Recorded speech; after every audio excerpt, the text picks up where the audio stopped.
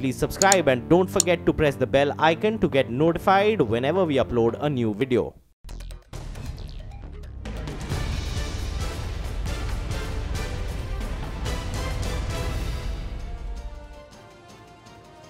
Election exchange, the battle for Karnataka today has gone to the Congress and the JDS combined.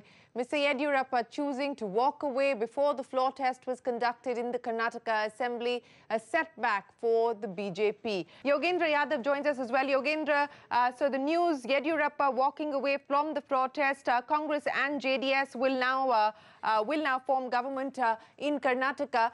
You know, from a perception perspective, here was a party with a difference. Do you believe that this is going to impact the national leadership in any way, in any significant way? What is it going to mean in terms of the possibility of this federal formation? Do you agree with Vinod Sharma that this Karnataka could perhaps be the test bed of this, you know, the alliances being stitched together for 2019? I mean, what is the significance of what we've seen happen today to your mind, Yogendra? As I think Amitabh Bachchan said in one of his famous films, "Ijjat bhi gayi aur kaam bhi nahi bana." That's exactly what's happened to BJP today. They tried their very best. They tried every dirty trick borrowed from the old Congress textbooks and some invented by Mr. Amit Shah. It didn't work. And the final posturing, well, I don't know. I mean, there are always some takers for any kind of theatrics. But I think Karnataka has seen it closely. That's not probably going to wash, at least so it seems to me. At the moment, we should not assume that it's the beginning of Congress-JDS government, because what we would witness now is another round. Governor would invite them, give them extension. They would need to produce numbers. So please do not rule out the possibility of one more round of dirty tricks taking place, because as yet one JDS... more round of dirty tricks? Yes, because JDS Congress you has seriously not think yet... that is a real possibility? Remember, they asked for 15 days. The JDS Congress has not proved its majority. It's only that Mr. Yeddyurappa has said that I am unable to form the government. So the next round is still to take place. JDS Congress need to prove majority. Right. Something can still happen. And if remember, the governor can always say, how can he possibly endorse such an opportunistic alliance, which is not sure of its majority? So a governor's rule is still not completely ruled out. As of now, all we know is that BJP's first attempt has failed.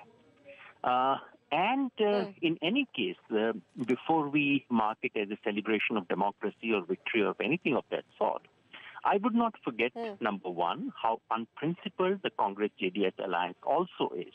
Now that we are relieved of the constitutional fraud which was about to be committed, in this anxiety, let's not forget that the JDS-Congress alliance is a completely unprincipled alliance, also a very difficult alliance to work. Let's not forget that till a few hours ago, both of them were very nervous that some of their MLAs were indeed open to being purchased. They finally could not be purchased. But, you know, please remember, another few days and things could have been very, very different. So in this moment of relief, Yogendra, hang in. Let me get Gaurav from the Congress party to respond. Gaurav, Yogendra Yadav there saying that don't pop the bubbly too soon. The celebration may be short-lived. This might just be round one. Picture abhi baki hai. You know, do you believe that it's done and dusted, Gaurav? No, not about the picture, or because we are not as power hungry as what they are doing. I would like to give you the chronology of events and why he had resigned. I will give you the reason also.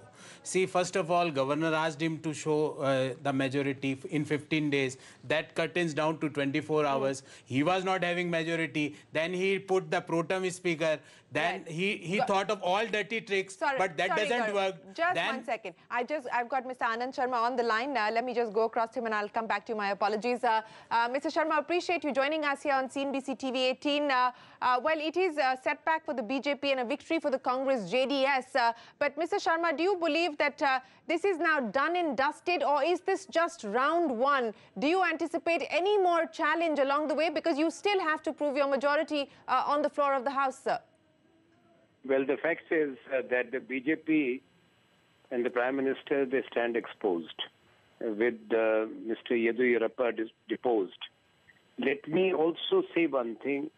What we saw unfolding in Bangalore was a shameful scenario. It was an insult to Indian democracy and to India's constitution. It is wrong on the part of the Prime Minister and Amit Shah to claim that they had the popular mandate. Certainly not. They neither had the majority when it comes to the number of seats, nor did they have the popular vote.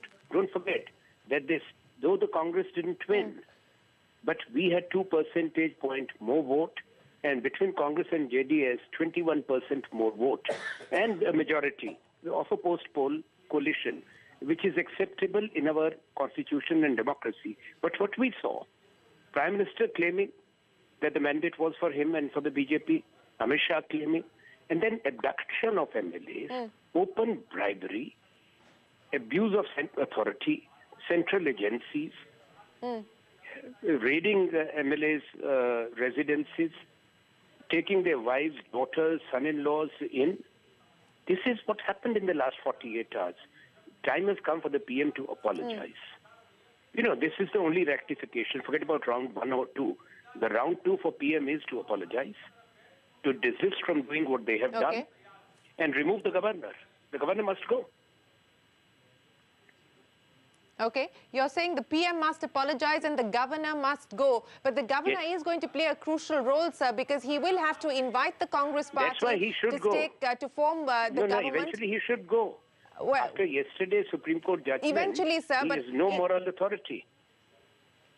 No moral authority. But in the interim, sir, he still has to invite the Congress and the JDS to form government in Karnataka, sir. So do you anticipate any issues there? No, I don't think that they are that conscious of their moral responsibility, either the Prime Minister or the Governor. Otherwise, they should not have done it in the first place. They're trying to impose a Chief Minister and manufacture a majority by all foul means. Okay, the PM has but no Mr. moral Sharma, authority as Yogendra Yadav was just making a point suggesting that he would still be cautious about for the Congress to celebrate this victory just yet. Because we are not celebrating. Let me make it very clear.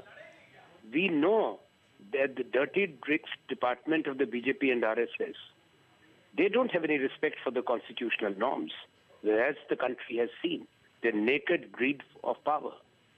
They don't stop at anything.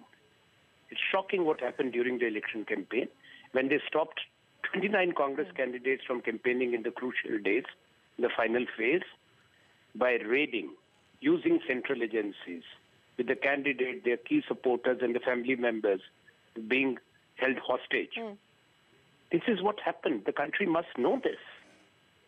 And then you still don't win the popular vote. It's not a question of number 104. The fact is that they're 2% behind. And then Prime Minister claiming of all the persons that they have the popular mandate. And then using all the tactics which deserve strongest condemnation. Well, Act 2 has played out, and now the action will move to government formation. 1, when will the governor invite the JDS and the Congress? 2, the sharing of power between these two parties. Who will be Deputy Chief Minister? Who will be Speaker? What will happen as far as portfolio allocation is concerned? Vokalega and Lingayats, those sensitivities need to be kept in mind. What could be the determining factors that will weigh on the Congress and the JDS as they go about ensuring that their alliance sticks together? All of that and more we will continue to track on CNBC TV18. But for today, good evening and thanks for watching.